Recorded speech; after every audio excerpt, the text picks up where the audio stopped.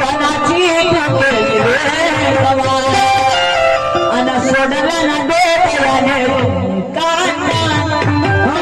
अन खाजवत बसला बाबा स्वतःचा कान अजी एवढी मी मेंटल आहो का नाही एवढी पागल आहो का मी कानमध्ये म्हणून तसं नाही म्हटलं मी